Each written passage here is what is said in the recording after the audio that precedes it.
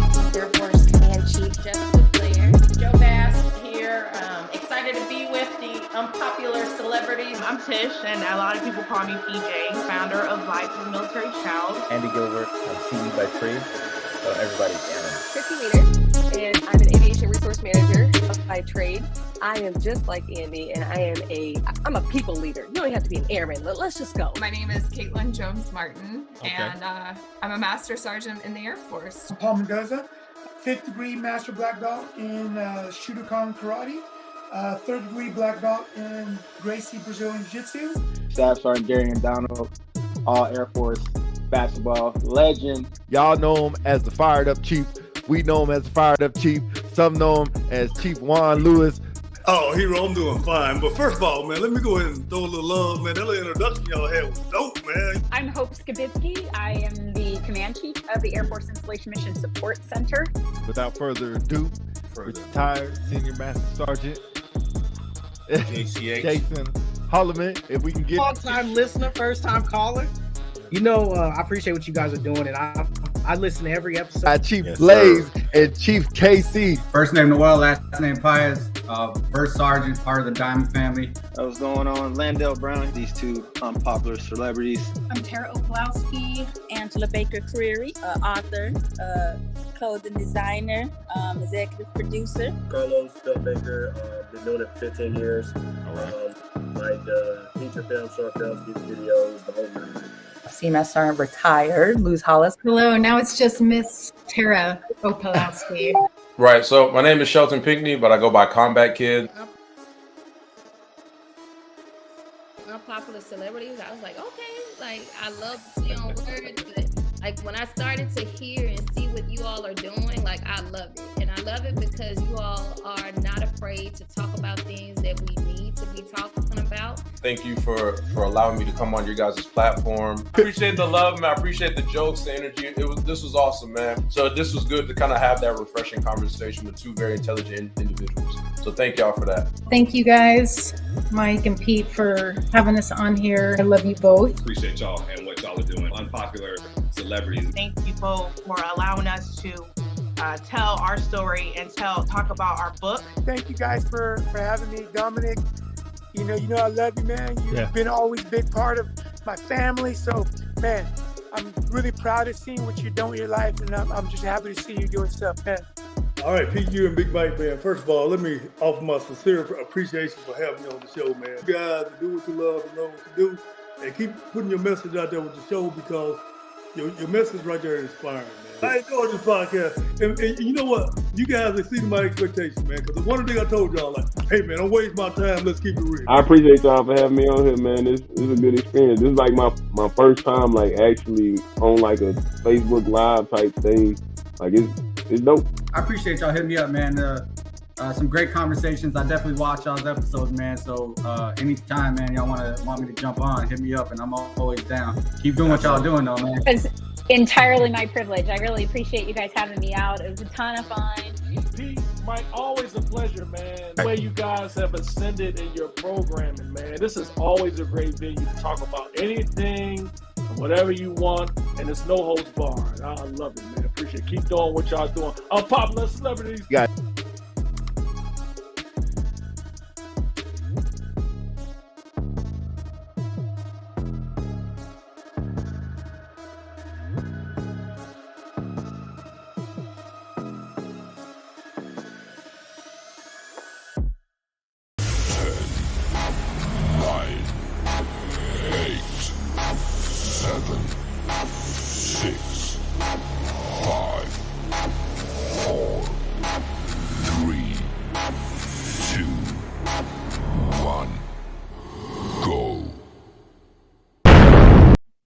Yo, you see I added the explosion.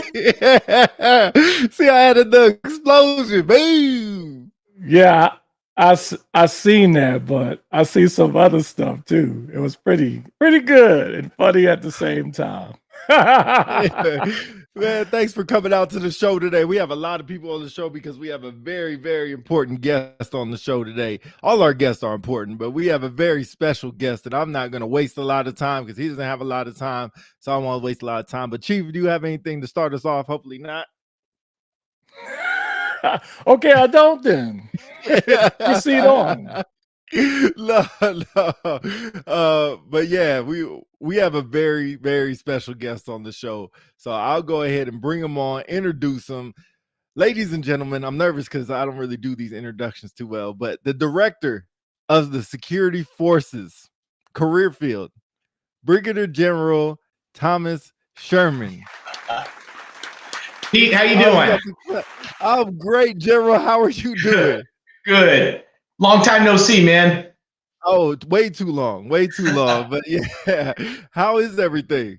It's going great. Hey, Chief, great to see you again here after we got a chance to see you last week. So I'm really excited to be on here with all of you today. Likewise, sir. Likewise. Yeah, we're excited to have you. Already getting some compliments. We got the GOAT on here, so we're going to have to go here. I guess the tank is the GOAT now. Hey, please share your comments, but we have a lot of good questions, a lot of good content. Awesome. Everybody knows how our show works. We are a totally unscripted show, so we're just going to go off and fire some questions and have good conversation with the General. First of all, I want to say I hope Miss Lori is doing well, so I want to say, how is she doing first and foremost? Lori is doing great. Matter of fact, she's sitting here with me, cheering me on from the sidelines. She loves what you all are doing, and her and I both watched this show incognito a few different times because we just believe in what you guys are doing here, connecting with our folks, getting the word out on the street, and hey, let's just be honest.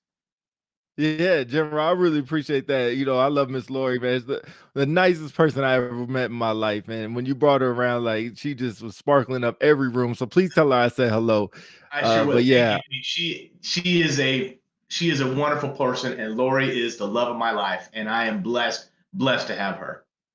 Yeah. Awesome. Well, we'll go right into it. I mean, why don't we just start off with a little bit about yourself? Tell us a little bit about what we don't know. Okay, let me give you little things here. So, originally grew up in Corona, California, to a West Coast father and an East Coast mother. And when we grew up, when I was a kid, we didn't have a whole lot of money, and my mom and dad really believed on getting my sister and I an education because both of them really struggled through getting educations of their own. And so my mom and dad made an agreement when we were just kids that my mom was going to dedicate herself to making sure my sister and I got an education, and my dad was going to work as many jobs as he needed to put food on the table. And that meant that sometimes my dad was holding down 3 different jobs while my mom was just pouring herself into making sure that my sister and I could do what we needed to do. And we are so fortunate because what that laid in me was this whole aspect of a blue collar work ethic. Like my mom and dad told us when we were kids, they said, you can do anything. You can do anything if you just work hard. You work hard, you can reach any of your goals and your dreams. And I mean, what has happened with my sister in my life since that, and what my parents laid in on a foundation of work and belief and character and all of that stuff helped to get me to the Air Force Academy, which was a dream that I had found out about really in 7th grade. And so I'd wanted to serve ever since I was a kid. My dad's a Vietnam vet, was our artillery NCO in Vietnam, 1967 through Tet Offensive of 1968. Some other show and some other cast I can tell you about bringing my dad back to Vietnam. My grandfather was in the Second World War, swimming up on beaches, doing beach recon prior to the Island Hampton campaign in the South Pacific. And so there was this whole aspect of service in the family, although we really didn't have any career military. But I had always had this desire that I was going to follow my dad's footsteps and serve. Because for me, it was something that was just baked into us. And I found out about the Air Force Academy in 7th grade. And from there on out, the only thing I wanted to do was to drive to that goal to get there. And I was able to make it. That's so awesome. That's so awesome. Chief, you were around in Vietnam, right? Weren't you serving? Weren't you? Actually, it was during the Cold War, actually. I was doing my thing against the Soviets. But anyway, I wish I could push you out the screen. See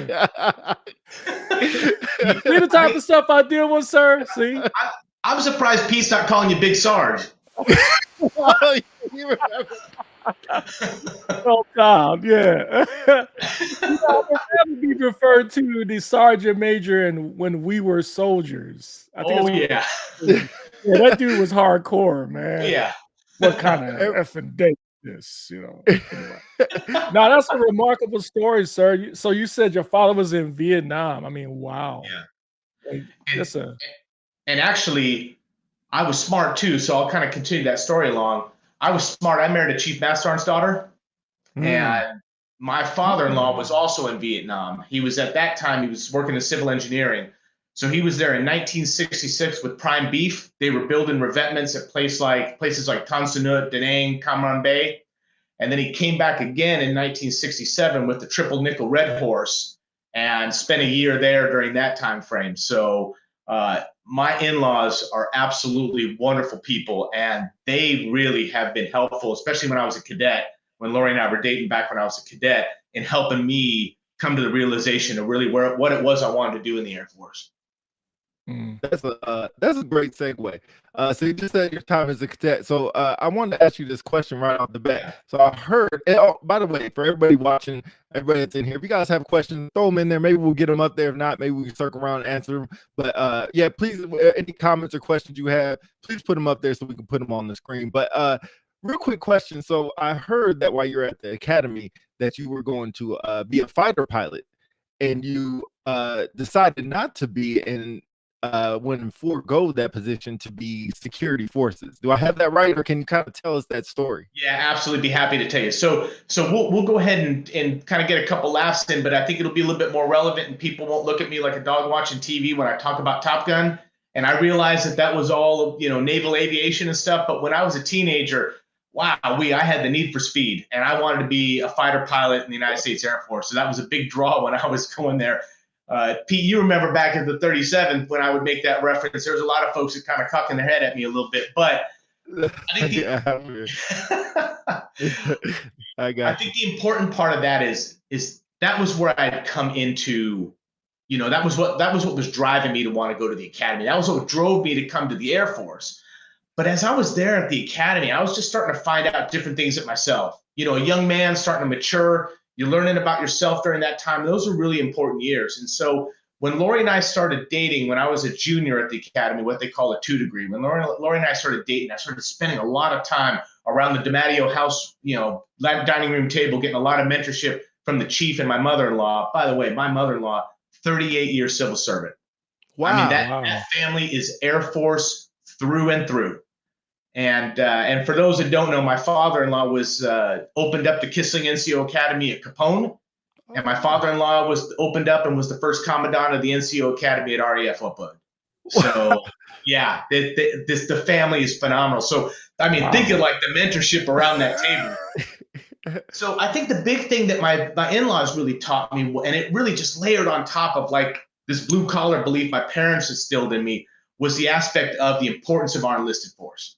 And with them having sponsored so many cadets, they really saw where I think that piece was lacking at the academy, where I think we've gotten so much better with our AMTs and things like that we're incorporating in there. But back in those days, it just wasn't prevalent. And so I started to find this desire to want to work with people. And so I went on my Ops Air Force. And for folks that might remember that's all of a sudden in the summertime when a bunch of cadets show up and we kind of take them and show them, MWD demos and take them out to the range and stuff like that. Well, I was one of those cadets, at Ramstein Air Base in 1993, going through that piece. And so I really got a chance to see the Air Force. And there was a Lieutenant Watson who was the Butterbar lieutenant working at the security police squadron there, and took us around. And all of a sudden I started to get really fired up about this. And then I went over and met then Captain Robinette, who was really big into base defense, he was a Ranger tabbed out guy and so forth. And then all of a sudden got me fired up about what we do from a base defense. And at that time we were calling it air base ground defense standpoint. And I'm like, oh my gosh, it is working with airmen. It is doing amazing things. And so I was just getting fired up left and right. I remember I called my folks on the phone from Ramstein that night. I'm like, hey, Mom and Dad, I know what I want to do. I'm going to go in security police. And they were like, hey, what is that? But as time went by, that fire was burning stronger. And so the challenge for me, and this is where, my in-laws and my wife particularly were so incredibly helpful, was the aspect of Lori kept telling me when we were dating, she's like, you know what you want to do. You're just trying to convince yourself that over the last 3.5 years you have been at the academy, they have driven into you that it is about flying coming out of the academy. And now you're going against that, and that's hard. So there was a master sergeant who was working in the who was part of especially some of our aviation programs, a maintainer. And I sat down and talked with him and kind of poured my heart out to him and say, I just, this is what my in-laws are telling me, this is what my girlfriend's telling me, and all this. And so what he ended up doing is he picked up the phone and he called my air officer commanding. So an air officer commanding is a commander of a cadet squadron. He was a major. And he calls him up and he said, hey, Major so-and-so, you going to be in the office for a while? This was a Friday afternoon. He goes, great, I got a cadet that needs to come down and talk to you. Okay, super, he'll be there in 5 minutes. Hangs up the phone. He goes, you go tell your AOC what you just told me. And I was like, crap. Now it's real. Yeah. It is real. I am going to go and ask this thing that I've been stewing on for a number of times. So I went to my AOC's office and was waiting outside, and then went in and spent about 2 hours with him there. And one of the things he was telling me was, you're getting ready to make the biggest mistake of your career. And we spent a lot of time talking about Air Force culture and what it means to be in the Air Force, and how security police were viewed by the Air Force and so forth. And it was a tough talk. And then he started talking to me about leadership. And he said, listen up, cadet, the thing you need to understand is that leadership in this Air Force is being the lead of a force ship going in on a bombing mission. And he's right. That is leadership in this Air Force. That is a piece of leadership, because that is the kinetic action of what we do, and it puts the air in Air Force. I can't dispute that at all, but I think he was only getting a portion of it. And so as a 20-year-old cadet, I grabbed up some gumption and I said, sir, I disagree with you. What he didn't realize is 30 seconds before I went into his office, he set me up for success, and he didn't even know it. I read something that somebody had pinned to his corkboard. It was written by Airman Magazine by an A1C, and it was about 5 sentences. And it was entitled, I Need a Leader. And it said, commissioning sources. So, our ROTC, Air Force Academy, OTS, commissioning sources. Send us lieutenants we can look up to. Lieutenants that'll hold us accountable when we do wrong. Lieutenants that will inspire us when we do well. Lieutenants that will help us to be our best. Lieutenants that care about us as people, because you are not sending them to us now. Air Force, I need a leader. That changed my life.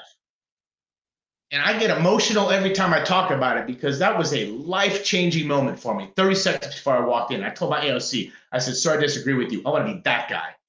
I want to be that guy that A1C is asking for, and I want to be that lieutenant. And so what he ended up doing, to his credit, is he said, all right, listen, this is what I'm going to do. I'm not going to pull your package to compete for pilot training. I'm going to hold it over the weekend. I want you to go think about what you're about ready to do.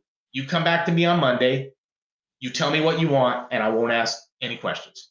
I said, thank you. I left there, went to Lori's mom and dad's house, and I felt like a huge stone had been lifted off my shoulders, because I felt like I had made the decision on where I was supposed to be. And I went back to him on Monday, and to his credit, I said, sir, I want you to pull it. And he did. And I got exactly what I asked for. And I went into security police. Wow. Man.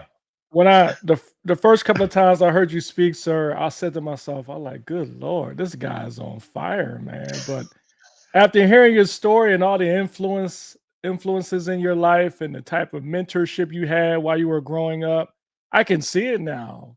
I can see it. So that's awesome. I mean, you can't. How can you follow that? That's awesome. And shout out to Miss Lori, man.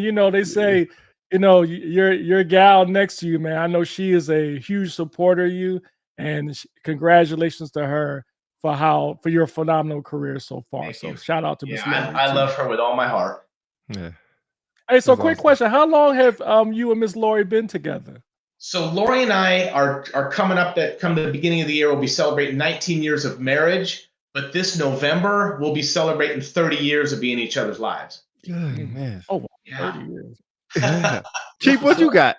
You remember before Miss Council? She might be watching. So How many years you got? Me and my gal's been together almost 30 years next year. Oh, you about to say, man. okay, 30 okay. years, you know? That's my gal.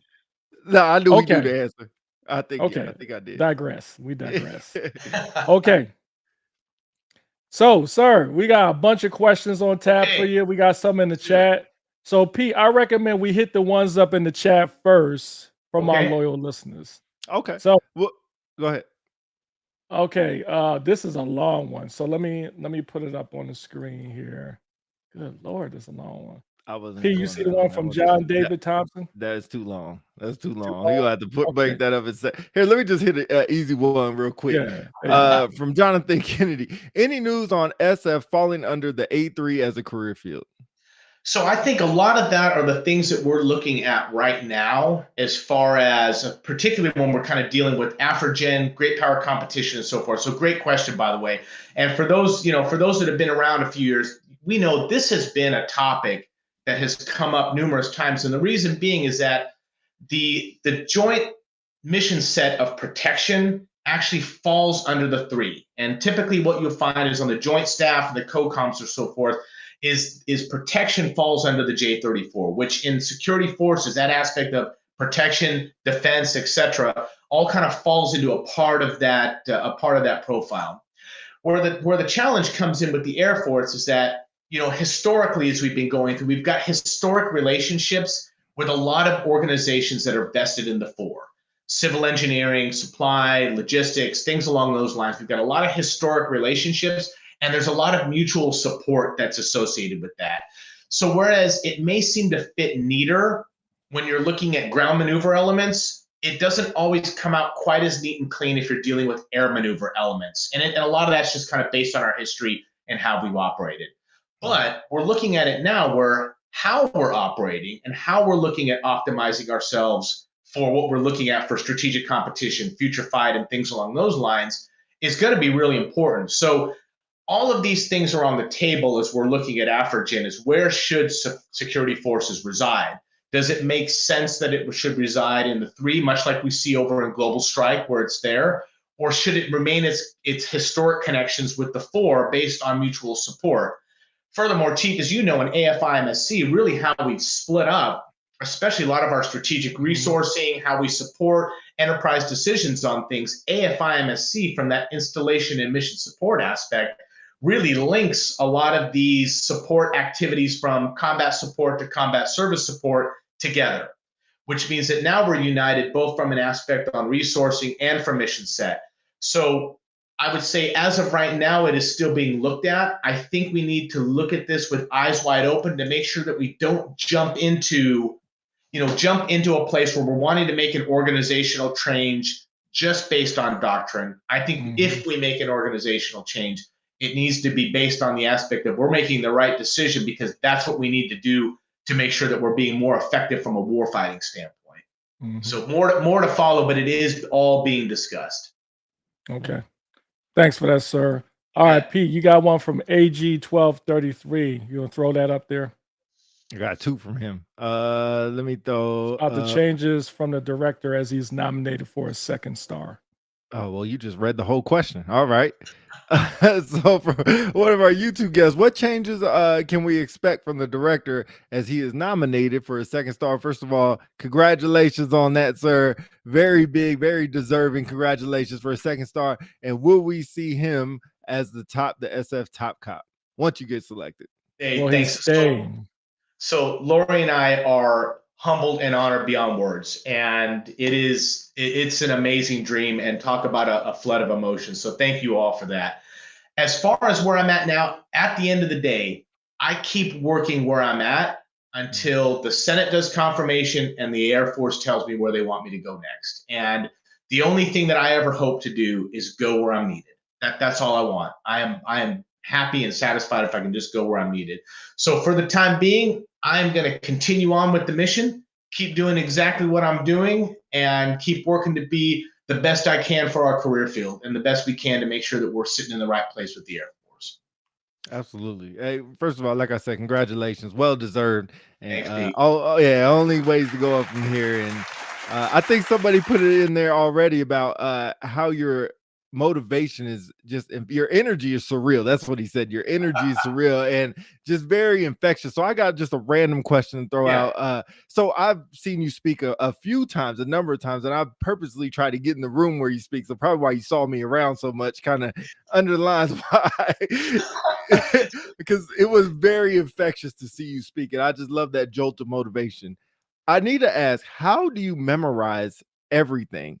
And I don't know if you do, but it seems like you just, your memory is unreal. I try to be a good public speaker, but I'm never at your level where you could just memorize everything. How does that happen?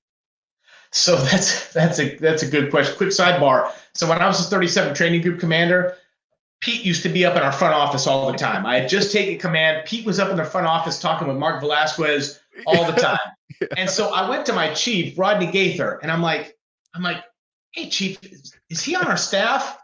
And Chief Gaither was like, no. And so he just showed up, and we'd ask him, we're like, what's your name? Peterson. No, like, what's your name? Peterson. Okay, Peterson. And meanwhile, he was not on our staff. He was working somewhere else in the building, but Pete was just in the office the whole time, acting like he was on the staff. So it's like a cold. You just can't get rid of it. There's probably about 2-3 times somebody called me down, but other than that, it was just me about to leave the building, or let me stop by and see what the front office is doing. Yeah, or about like once an hour. Yeah. Okay. So going back to your question, I think part of it comes from, and Lori will be the first one to tell you, I have been like this since I was a cadet. Yeah, there is a just natural passion in belief in me that has just been organic to me from the beginning. And so what you see is what you get with me. I would just say over the years, I have just found that in my speaking style and how I speak and so forth, that I've got an ability to retain some of these things. And so what I want to do is like anything else. If you find that like there are people that just have across our force, across our career field, have amazing talents. And we want people to use their talents. And if you find that you have a talent, use your talent and use it to the best way you can. We just found over the years that public speaking is something that is core to me, and it's something that I enjoy doing. And so because of that, it's really kind of how I retain the information and just kind of in my mind how I package things so it makes it kind of intuitive for me to kind of follow along and memorize. Is really kind of that's really kind of the aspect that it is for me. And I want to personalize it. Like the more that I can personalize it, the better that I am at retaining it and being able to communicate it. And I try not, at least for me, I try not to develop a script. I've found that if I try to develop a script, I'll stumble on the script. And whereas for me, it is much better if I just have either like memory points or memory joggers, and then just let myself speak it. Even if I stumble, just speak it, because A, it's coming from the heart, and B, it'll be a lot smoother, I think, in the delivery. 100%. I'm the same way. If you give me a script, you're gonna have to give me about 4 or 5 days to memorize it and just pretend like, I find that for me, it's harder. And that's what, when we created this platform, I said the same thing. Like, don't give me a script. I just need to go and hopefully I say everything correct. Ask for forgiveness later if not. But that's about it. Real quick, you're a patient man. Yeah. I'll give Pete his time because I know he's excited to have you on. He's so giddy, excited. But I do have a question. There's a question in the chat I want to get to. Okay. So bear with me because it's a pretty long one. I'm gonna try to chop it up in bits. Okay. So this question is from Mr. John David Thomas Wellahan. Sorry if I pronounced your name incorrectly. It says, General, you talked about diversity and inclusion in the video you put out. His question is, how do we address the toxic culture that seems to find itself often in security forces? A lot of silencing voices that I won't say all that. In other words, there was a video you put out about diversity and inclusion. Yeah. And he believes that between security forces and maintenance, there's a perception of toxic culture in certain circles. And he believes that the security forces and maintenance are behind the Air Force when it comes to eliminating that. says, how do we move security forces along and away from the toxic culture of anyone who speaks up about problems or is perceived as the problem? So John Thomas, hopefully I gave your question proper credit. Yeah, that's a really good question. And I'll tell you, when I talked about, some other things about national issues, I mean, the roots of toxicity can start anywhere. The roots of toxicity can be vested in a club that you go to before or after work. The roots of toxicity can be vested inside your own family. The roots of toxicity can be in an organization such as us or maintenance. And when you look at between us, maintenance, civil engineering, and things along those lines, we are enormous career fields. We are enormous career fields. And with that being said, means that you've got volume and people and large organizations. And so one of the aspects when we look at culture and toxicity is, and this is a challenging problem because it's emotional. When I talk about leadership being a human experience, leadership is a human experience. Toxicity is a human experience. So I think the aspect is that part of this, and it falls on every single one of us as a defender, regardless of our rank and position. And then I'm going to get a little bit to kind of responsibility, leadership, and things along those lines.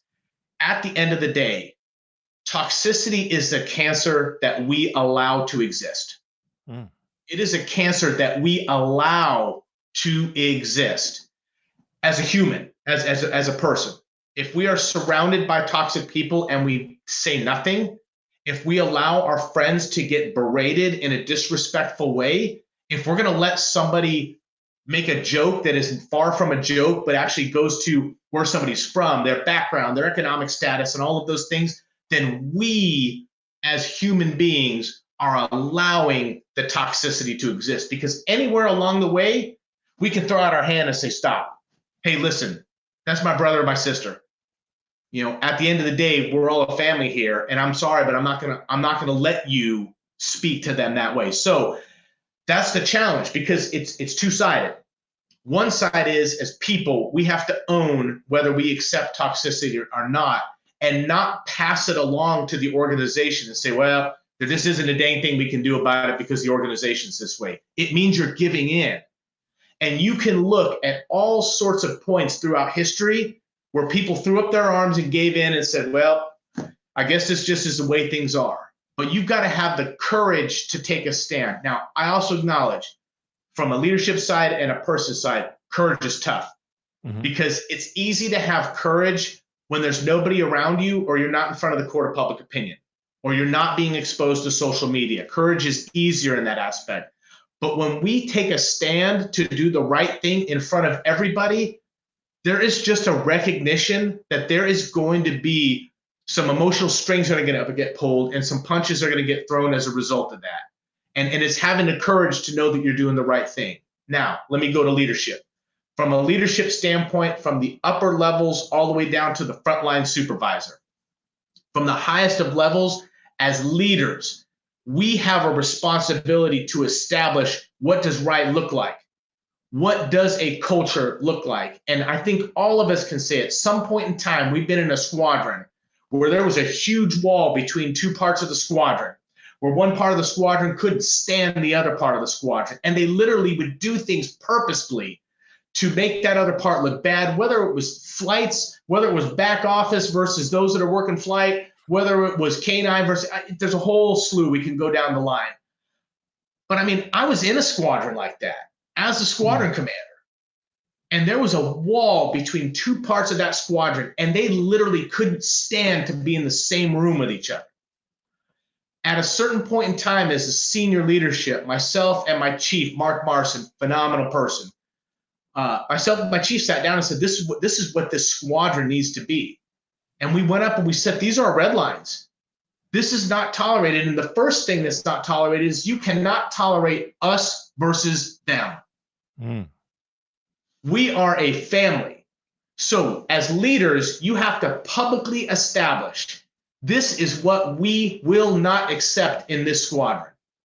And then you have to make sure that your subordinate leadership all the way down is carrying that message from the officers to our chiefs, to our company grade officers, to our senior NCOs, all the way down to the flight lieutenant, to the frontline supervisor. And the reason being is that anywhere along the way, if that chain breaks and somewhere the ops officer or the flight lieutenant or the flight chief or whatnot says, don't listen to that, it's a bunch of crap.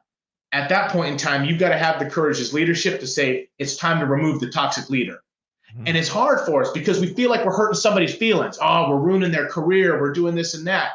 But you have to think of all of the people down the line that are subject to that toxicity, that you're worried about one individual who doesn't care about everybody else. And yet we're worried about that ruining that one person's career when they were the ones that set themselves down the course of their own self-destruction. And they're taking a lot of amazing airmen with them. So when I talk about courage and leadership, that courage from the top all the way down, but as human beings from the bottom up, we as human beings have to recognize, listen, we own our own toxicity and we can't pass it off on somebody else and blame it on them for not being better about it. So that was kind of a long way around onto the question, but I feel very strongly about this. And I also think that we as a career field, now big picture, from the Pentagon to the MAGCOMs to the NAFs and all of the above, we have to be on a common belief that we are simply amazing, that we do tough work, that our people are asked to do amazingly difficult things. And what we have to do is we have to be able to say, hey, we see you and we understand that things are challenging. And there's a reason why we're asking you to do this tough thing. Because the thing, we can't necessarily make the job easier. Because what we do is difficult and what we do is important. But if we just have a little bit of mutual respect and maybe explain the why and sit down and kind of talk about like, hey, this is why we're asking you to do this and this is why you're important. It means that when we are in the midst of the firefight, when we are in the midst of a generation, when we are in the midst of something difficult, an inspection or whatnot, or no kidding, we are finding ourselves in an incredibly challenging environment, that then when we ask our people, hey, I need you to do this, and I don't have time to tell you why, you invested up front to at least build that sense of trust up front when things weren't quite as stressful. And that means that what you're doing is you're building that trust on the line when you got to ask them to do something tough. And the challenge with this is that these are human issues. These are human issues. So that it was a tough question. I hope I could at least share with you what's on my heart and what I believe about that. Tough question? Tough question? Yeah. Yo, I'm about to get out the screen and run through this friggin' brick wall right now. God dang, sir. Yo, no. Did you see the comments that people put in the chat that Pete put up? Man, you about to have Sunday service up in here on leadership and toxicity. Good Lord have mercy. No, that was phenomenal. That was phenomenal. Yo, before we go on, I just want to say, I love the part when you said it starts not just at your level, but at, from the FGOs, CGOs, senior NCOs, NCOs down to the bottom. Because in the end, most of the time, it's centered around that level, like senior NCOs, NCOs, and the CGOs. Because it's a matter of you see something is wrong and you don't take action for fear you might upset the individual in question. And it doesn't matter because those folks are dependent on that leader to take action. You said all that, so thank you. Thank you. Shoot, we should just end the show now. I'm just kidding. I'm just kidding. No, that's bad. So it's kind of hard to follow that up, right? CSAF. I can see that. Okay, we digress. Okay, so there's a couple of more questions here. They're firing them off now. Man. Okay. Well, let me. Can I get to my question? Yeah. Go ahead. Hurry up. Hurry up. So we talked about the Female Defender Initiative, and it was going to it got started. And kind of, can you tell us, maybe what made that? What's the motivation behind that? And then where we're trying to look for that to go further for our female defenders.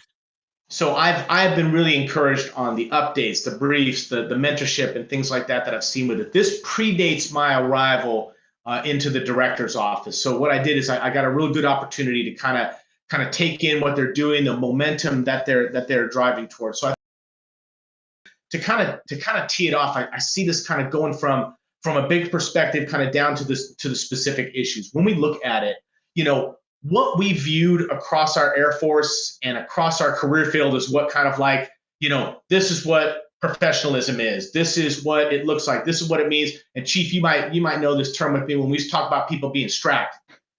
That's I pulled that out of the Wayback Machine. That is The Wire.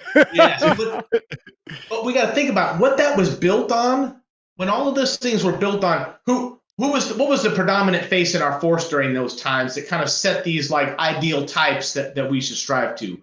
What's been great about where we've been going, not only as a nation, but what we're going as an Air Force and particularly as a career field, is holy cow, we have got people that come to us from all manners of backgrounds, all manners of origins, ethnicity, diversity, economic backgrounds, education, things along those lines. And what I love about it is that this career field is the face of America. And what we want to do when we're looking at the face of America, and especially when we're dealing with the Female Defender Initiative and what they saw is that, hey, we were realizing that somewhere along the way, that there were roadblocks and things that were being in place, whether intentional or unintentional, that were being put in place that were not allowing the women in our career field the ability to truly reach whatever goal and whatever height they wanted to reach at. And this gives us an opportunity to say, how do all of our defenders contribute to the amazing mission? So when you think about where I just came from, when we were talking about my belief on toxicity and so forth, all of this ties in to the elimination of that toxicity where we make certain people in our career field feel like they are not a part of the family. Mm-hmm. And so for us, what we need to do is how do we make sure to bring in, I think one of the best things that we saw happen a number of years ago when all the prohibitions to our women participating in combat operations were dropped. And that was so important because what it meant is it meant that what our defenders had been doing throughout the course of their career was now getting public acknowledgement, not only at the governmental levels, but it was getting public acknowledgement on the social levels, on the aspect that, hey, if we have people that have a heart and a desire to serve, they need to be able to serve with that heart and desire in whatever capacity. So as the Female Defender Initiative has been walking through, I mean, everything when it comes to equipment, when it comes to how do we make sure that our female defenders who are pregnant are feeling included, when we look at things like, allowing the opportunity to remain qualified on your service weapon as you're going through this, we should be able to do that. Should be a discussion between the individual, their doctor, and the commanders as to where we feel that we say, hey, you know what, at this point in time, it's time to stop carrying. But up until then, we can. And the Air Force has done a really good job, I think, in the last few months. We've seen some things, especially in dealing in the pilot community, where especially if it's a non-ejection seat, non-ejection seat aircraft, that our women pilots can fly up into the second trimester, based on their own risk assessments, based on their own, feelings of where they feel like they can contribute based on their own desires. But the most important thing is, are we giving people a choice, or did we put up artificial barriers that are not vested in medical science or reality? And so what I would say is, from a big picture, that is the genesis and where we want to continue with our Female Defender Initiative. And what I've really been inspired by is just the level of engagement that's been taking place by a number of amazing officers and enlisted across our career field that we're giving forums, discussion, mentorship, motivation, direction, and so forth. So I really appreciate where we're going. We are not done. This is not about like hanging up the, hey, we won banner sign or whatnot, our mission accomplished, because it's not. And what this does is we need to look at how we've approached this and the mentality, and do we need to look at farther on, is this really a defender family initiative? And are there other areas within our defender community that we also need to look at? So I think the most important thing is, when I use the term defender family, I mean it. Because I have been in places where my life has been saved, and I'm here today because of defenders that kept me alive in some of the most impossible situations. And those defenders came from everywhere across this country. Oh, all right. Good stuff. All right. Every time Okay, it gets so done, I get quiet. I get quiet and it just embrace it all in real quick. Goodness gracious. Go ahead, Chief. okay, so a couple other questions. So this is from AG1233. Sir says, with the career field getting physically tougher, losing more of a law enforcement focus that so many new airmen desire, and war is seemingly one bad day away from starting, what can we do to address recruiting? So I think the good news on part of that. So that this is a multifaceted question on this. So let me try to take it actually in order. And I'll get to recruiting as the last part. So it definitely is a physically demanding world. And what we do is physically demanding. I mean, we have to look no further to one of our defenders on an installation entry point. We don't have to look any further than up in the northern tier bases. We don't have to look any further than any of our locations that we are at, whether they are considered deployed contingency locations or considered quote unquote home stations. The reality is what we do is tough. We are wearing body armor. We are carrying a lot of ammunition. We are carrying water. We're carrying all the things we need. And all of that places a pretty heavy demand on our physique. So the importance for us to have the ability to bear that weight, to operate with that weight and so forth from a physical standpoint is pretty important. I do want to kind of address the aspect when we talked about changing the focus on law enforcement. So let me unpack that a little bit for you.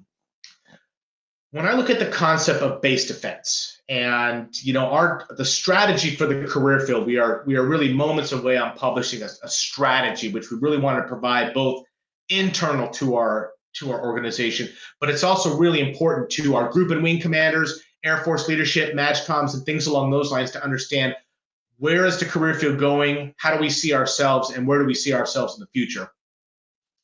It is this aspect on base defense as the mission. But let me break it down.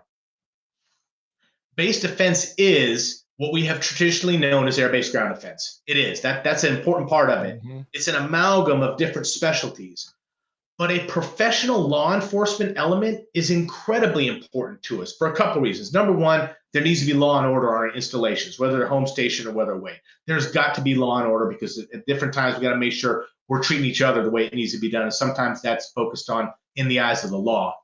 And in doing so, as we're developing our Department of the Air Force Civilian Police and having them go to our VA Law Enforcement Training Academy program where they will get credentialed as federal police officers, we're also looking at how are we going to look at the opportunities either for grandfathering some of our enlisted that have been working those specialties for a number of years in their career, and then kind of at what point do we start looking at where do we start bringing in some of our enlisted and sending them to VA LETC to also get their credentials to be a part of that capability of a professionalized law enforcement aspect underneath base defense. I see them being complementary. They are not divergent because the way that a law enforcement specialist analyzes and deals with threats is going to be different than we would necessarily look at from kind of an infantry mentality. And then as we build out base defense, things like military working dogs, combat arms, all of those things are important. And I really see aspects in our career field on addressing this aspect of counter SUAS, blue SUAS, all of these things, because as we're watching in front of our very eyes unfold in Ukraine, that has become a viable weapon system that is now ubiquitous, and the world is watching. And so I think it's important for us to take notice as we are dealing out and as we are continuing to refine our combat power and how we project power in the new world that we're living in, where are the gaps that we have and what may be the threats we'll be experiencing from our adversaries. And I think that's an important part of it. Okay, now from a recruiting standpoint, one of the great aspects of being in the 37 training group meant that I also had the recruiting schoolhouse that fell underneath it. And I have got a tremendous amount of respect for our recruiters. It is a hard school and it is difficult duty. And with that, I think the most important thing that we need to do from a recruiting standpoint is tell our story and tell it truthfully. And let's let the young men and women across our country that may have a desire to serve, let's let them know this is the family you're going to be a part of. And let's be honest and be truthful with them. Let's also make sure that we're looking, at different things from the recruiting aspect on, driver's licenses and things along those lines, on what are the requirements and how do we fill that gap? Because if you think about it, if there's a prohibition on recruiting airmen that are coming to us that do not have a driver's license, we are potentially taking out a population across our country that live in predominantly urban areas that never needed to have a driver's license. So now we're limiting who we can actually bring in based on the ability to drive a vehicle or not, and how do we get at that? Chief Gallagher and I have been talking at length about this issue because both him and I believe somewhere, somehow, we think that needs to be addressed. We're just trying to figure out the right place for it. So as we're kind of telling the story about who we are and what we do and why we're important, what's been very good is our retention numbers have been inspiring. Our retention numbers have been inspiring. And to know that we have so many people that still feel a connection for who we are and what we do and are wanting to stay around for that as we continue to look and develop them. And I saw that kind of pop up on the screen about talent management. Yes, talent management is a big work in progress, and we can't pretend that it's something that doesn't exist. We need to embrace it. And so how do we manage the talent along the way? And so I think that as we're continuing to do that, how can we meet both ends to the middle? And I know, just having been on a recent visit to get a chance to talk to seeing what some of our recruiting service leadership is looking at from a big picture, I really think that they're seeing it. And I was very fortunate to get a chance to get some of the briefings and be in the room as they were talking about new approaches. And I think it's going to be helpful. Okay. Definitely. As a master sergeant, right? My job is to develop young lieutenants. So when you were a young lieutenant, who was that master sergeant, or if you had a senior master sergeant that kind of took you and kind of developed and let you spread your wings? Who was that person, and what was maybe a story you could tell about that? So I have been very, very fortunate to have a number of folks that have inspired me over the years. Gosh, I've got so many. So Senior Master Sergeant Doug Edwards at McCord Air Force Base was one that made a huge impact on me. I think one of the big things that Senior Master Sergeant Edwards was able to do, and I got to McCord, I was a butter bar lieutenant. That was my first duty station, and I loved it. And there was a lot of passion, vectoring that needed, polish, mentorship, and things along those lines. So what was great is he saw the kind of the raw materials of all of this. But I think one of the big things that he taught me and was really big on, when I talk about culture, the inspirations that were laid into me on the importance of culture were laid in as a second lieutenant. From things like Doug Edwards was really big on talking to me about our commander should never have to be the one that makes a correction. Part of your responsibility as the lieutenant is to make sure that you're not passing that off on your commander to make your commander have to be the one to make the correction. You should be the one out front making the correction so that your commander doesn't have to. Because your commander should have the ability to go out and be getting a chance to ingrain with the troops, spread the good word, bring goodwill, hand out coins and all of that stuff. And that my responsibility of being a lieutenant is also being a responsibility on taking care of my commander. Number two, the aspect on listening to the wisdom of the senior NCOs, but starting to learn the difference between the senior NCO who is giving you the wisdom based on pure intent and the senior NCO that is giving you wisdom based on self-interest. That is tough. That is tough. And so because that is a process. And so what I really appreciated about what Senior Master Sergeant Edwards did is that, after events and after things, him and I would hop in the vehicle and we'd go for a ride. And he'd be like, "Hey, LT, let me unpack this for you. And let me talk to you a little bit about this." Also with him and other people like, retired Chief Master Sergeant Joe Bovair and things along those lines that were like, "LT, let me help you figure out where we need you to come into play and where you need to let me have a play," and start learning kind of the dividing lines on that stuff. Because when you're coming in, I was fresh. I was just coming out of the academy. It was all brand new. So having mentors and leaders like that, my second squadron commander, retired Colonel Gail Keefe, was probably the most influential officer mentor of my entire career. And what she really taught me was about how I need to carry myself as an officer and not to succumb to what might be culturally popular that may be destructive to the people that are around you. And she has remained a mentor of mine to this day. And having her take time with me as a lieutenant to talk to me about the importance on how you carry yourself and how you speak and so forth helped me to be very effective as a young officer when I was working and dealing with very seasoned senior NCOs and chiefs, and also dealing with senior officers. And how do you make your point without immediately degrading to what is considered like culturally popular, all of a sudden diving into vulgarity and things along those lines where you don't need to. Hey, we all know there's a time and place where you need to make a point, and there's a time and place where you need to be mad, and people need to know you're mad. But that shouldn't be the first thing that you grab every time something happens. And that shouldn't be the only tool that you use every time you're interacting with people. All Definitely. right. So, sir, I want to address the elephant in the room. All right. I got a question in the comments about the SF Beret. Okay. So before I ask the question, I think I mentioned it to you at the symposium, but at the end you did a speech and you included in the poem of the Blue Beret, and it got quite a rousing response from the audience. Yeah. Okay.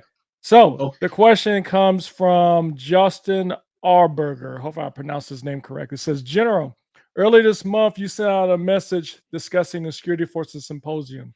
You spoke about our focus on standards, specifically uniform beret wear. Any comments you'd like to share in this forum, and when can the career field expect your guidance? Okay, that's good feedback. So it also kind of goes back to where I talked about kind of at the beginning on toxicity, tolerance, standards, and things along those lines. And I see a lot of that stuff very uniquely linked. Our belief and adherence to standards, how leadership hold people accountable, both from, the way in which they wear their uniform and the heritage that is associated with it. But I think that also spurs into how you treat people as a result. And so the standards that you are let slipping, that you allow as standards that may be standards in appearance or conduct, start to become acceptable to bring that lack of standards into how we treat people and how we care about each other. And so I see those as uniquely linked. So from the standpoint on the beret, we firmly believe that we owe the career field guidance. And I know your question is like, when could we see guidance? Here's what I want to make sure that we're telling. We are talking widely. We are getting inputs from the field. I'm talking with all of our A4Ss and our chiefs. Chief Gallagher is out widely, because what we want to do, and here's the, we don't want to immediately just come out with a policy because we say that's the way it's always been, doggone it, and that's how we're going to do it. Because then this is how it's interpreted. It's like all of the old timers are sitting in the headquarters, longing for the old days, and now we're just forcing this policy down onto you, and we're not thinking about what the consequences are of our actions. Instead, what we want to do is we want to make sure that we understand, like, why is the beret important? And so for those that were at the Worldwide and maybe saw the video and so forth that kind of followed through it and some follow-ups, at the end of the day, and I won't make this very long, at the end of the day, that beret is the largest standing historical symbol of our career field. It goes back to Strategic Air Command in the 1950s. It is the longest standing symbol. And what Strategic Air Command, and for those that knew it, and for those that should probably read about it, if you were a SAC warrior, that had tremendous credit. You needed to say no more than that. And that had tremendous credibility. When I was a lieutenant, went to McCord, they pointed out who the SAC warriors were in the squadron, and those were the people you needed to go talk to. And so because of that, that aspect on the beret as a unique heritage symbol. That beret being vested in combat in Vietnam when we ran Operation Safe Side, that very beret which became the standard in 1970s after Vietnam across the career field, and something right now that you don't have to be, you can be anywhere around the world, and you've got that beret and people know exactly who you are. Our combat controllers wearing their beret, people know exactly who they are. If you are airborne in the Army and you are wearing that scarlet colored beret, everybody knows exactly who you are. And every airborne trooper wants to have that beret on because people know who you are. And you are telling everybody, I'm a part of this family. What we also realize is not every environment that we work in is the beret the right head cover to be wearing. It's just not. And so what we need to do is, as we're kind of coming down with what the policy should be, we're making sure that we're taking a look, that we're giving enough latitude to our commanders and leaders in the field to make appropriate decisions based on climate, based on environment, based on a whole variety of different conditions. But what we're also doing is saying, hey, this is us. This is a part of who we are. This is a part of our identity. And nobody around the installation or across this Air Force is going to be able to discern this family because of exactly that beret with that Defense Reporter splash that we have on our head. And that links every single one of us. And whether we're doing 4 years in service or we're doing 40 years in service, that beret is always going to be a part of your heritage. So I want to make sure that we balance between reality and heritage, but I don't think we should be throwing that very piece of our heart and soul away simply because it's either A, not cool to wear it, and I think it's not cool to wear it maybe because people are saying it's not cool to wear it, and we're not actually sitting down and thinking about the reason why we are wearing it. And then I think we also need to come up with a little consistency across the career field. So not every single installation across the globe is a hand-carved wooden shoe as to how they wear their uniforms. So more to follow, I promise you, and we're trying to be diligent about this because we want to do this the right way. But I think that this should be a part of building the pride that's associated with that beret and who we are, and not simply forcing it down your throats. Yeah, I appreciate the fact, sir. First of all, thank you for your answer. I appreciate the fact when you mentioned old folks or old school SF guys in the Pentagon coming up with ideas of the beret and such. Because I would tell you, when it first came out, when the Air Force said we could wear tactical caps, I was one of those guys. I was like, nonsense. When I was at DM, I told my commander, my boss, I was like, no, we're not doing that. But I had to really think about it. It's like, hey, am I blocking process? But at the same time, I do think beret, to your point, is a big part of our heritage. I mean, if you think about it, back in the day, we were wearing what? Patrol caps when we deployed. Oh, yeah. Right? And so no one said anything until tactical caps came out, which gives me the impression it's just a cool thing to wear. Now, don't get me wrong. There's some areas like Luke, Davis Monthet, Nellis, that probably would benefit from wearing the tactical cap. But doing completely away with the beret, nonsense. So I appreciate you saying that. Absolutely. So yeah, more to follow in this. And we also got to look at it too. Like, hey, understood, if you are literally out in the elements the whole time, then let's make some smart decisions. But if you are in a climate controlled environment where you have the ability to go in and cool off and all this kind of stuff, maybe the symbolism is more important at that point. So we just need to weigh and balance as to where the importance flies into this and where does it make sense. And shoot, I mean, for me, and again, this is me, and I resemble the remark of one of those old timers that are up in the Pentagon. But I know what an emotional event it was when I was told I couldn't wear my beret because 362903 told me if I was not sitting in a 3 Papa or a 31 Papa billet, then I had to take my beret off. I was being forced to remove a piece of my own heritage because of what was written in 362903. So I will tell you, the moment that they updated that and said you can put your beret back on because we've updated 362903, I was working in the deputy SecDef's office. That next day, I was wearing my beret. Hmm. And I walked into the Pentagon with 5 of them. You get 2 of those. Yeah.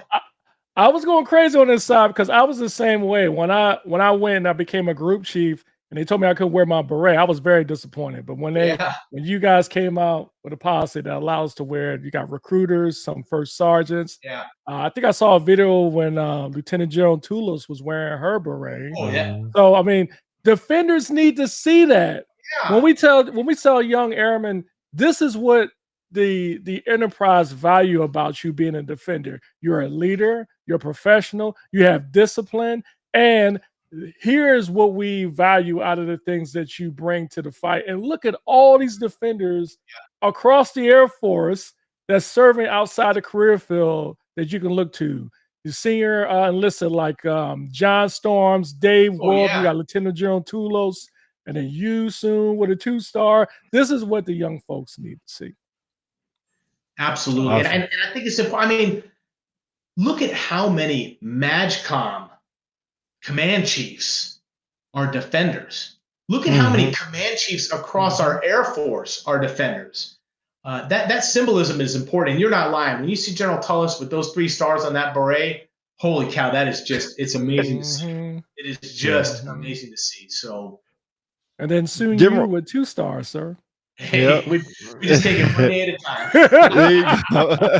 time. General, we only got a couple minutes with you left, so I just want to ask you. We usually do a segment with like a rapid fire type of questions. So these are about 4 or 5 questions, rapid fire, really simple and easy. Really, these questions or these answers shouldn't have an explanation. We won't ask you to go further into your explanation with it. Okay.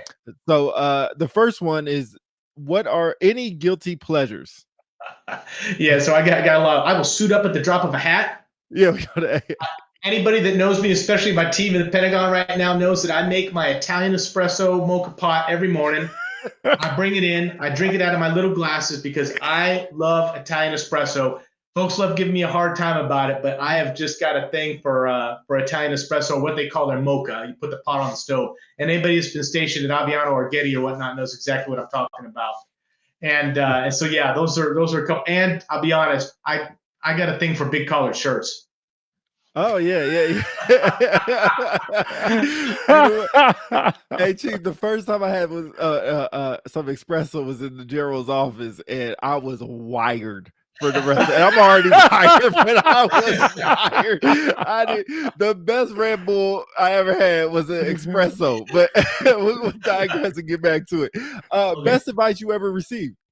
I think it was from my second squadron commander when she talked to me about carrying myself like a gentleman and realizing the responsibility of leadership and how I speak and how I interact with people will be felt by the people that are around me, even if they're not directly involved in it. She was huge for me. Awesome.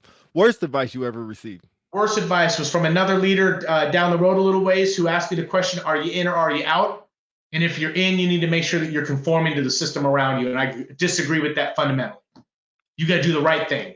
You have got to do the right thing and not conform whether you're in or whether you're out. You got to follow your heart and do the right thing.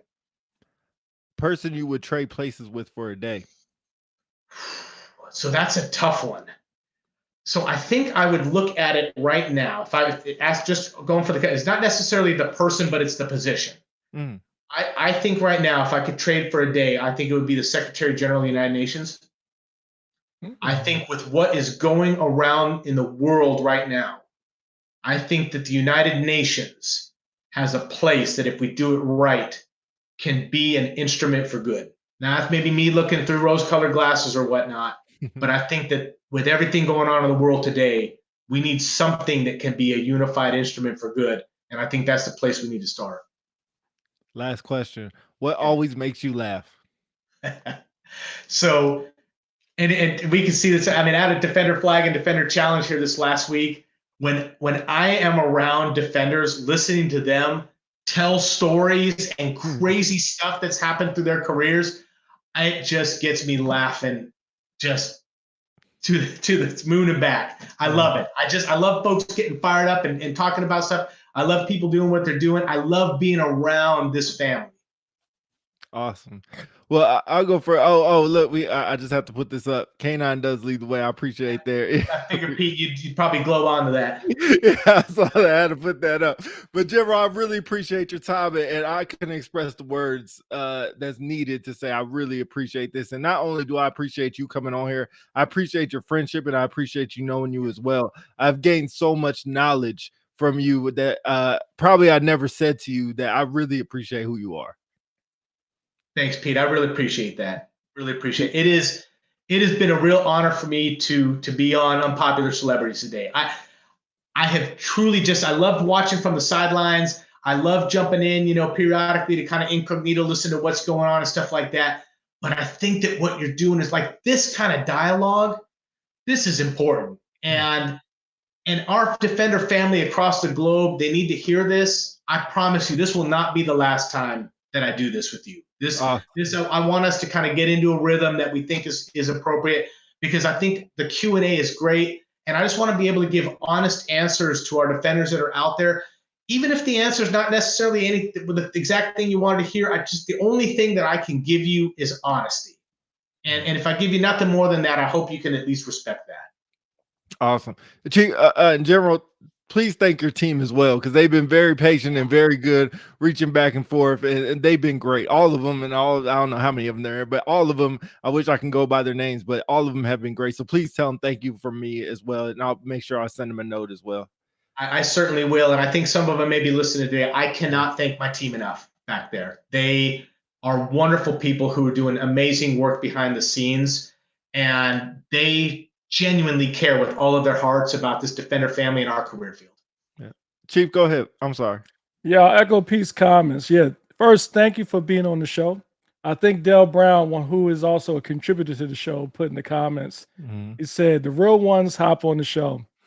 And I couldn't say it any better. I mean, it's one thing to do an open forum in person, but to do it on Facebook Live, and then be able to be honest and transparent to the folks and answer all the questions, that says a lot about you, sir. And then not only that, you see, I mean, when you get an opportunity, go through the comments when you can. There was a whole bunch of other questions we weren't able to get to, but you'll find the majority of the comments, if not all, speaks greatly to the type of person and leader that you are. And then lastly, I'll say thanks to you and Chief Gallagher to what you're doing for the career field. Defender flag the other day was phenomenal.